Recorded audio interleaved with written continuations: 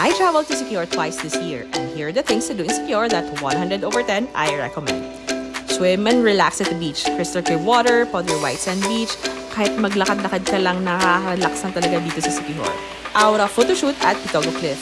Lakas makag-grease ang feels dito, kaya magdala ka ng pangmalakasang OOTD for the profile picture para isipin ng mga kamag-anak mo ng ibang bansa ka. Kimi! Visit Kamugahay Falls. Hindi ka nagpunta ng Siquijor kung hindi ka nag-Kamugahay Falls. Period.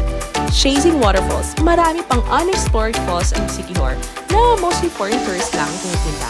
Besh, kung naisip ko, go ka na dito for the future. Lol. Chasing Sunsets. Besh, iba ang sunset sa Siquijor. Same lang naman na haring araw lumulubog. Pero Siquijor has one of the best sunsets talaga. Giant Swing in Caliton. Dapat may human drone video ka dito. Nasa checklist to ng mga pumupunta ng Siquijor. Snorkeling or free diving. Ang ganda ng marine sanctuaries in Siquijor. You can swim whole day for 300 pesos lang.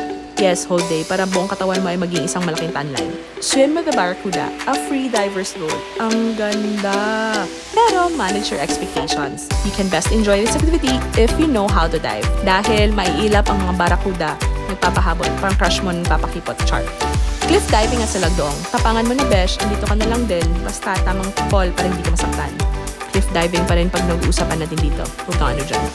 Visit Lassie Church and Monastery. This site has a lot of history at ang ganda ng architectural designs dito. For the aura ka dito, besh.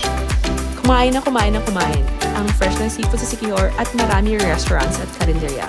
Chill at San Juan Bridge. Maganda na ang view, masarap at mura pa ang cocktails. Marami ring afam dito pero most of them may jowang kasama. Wala kang mapapala. Friends, I'm telling you, sulit ang leave at ipon mo sa Siquijor. Sa manang Siquijor na, what are the top things to do in Siquijor that you can recommend? Leave your comment below. Follow me Siquijor Adventures. Bye!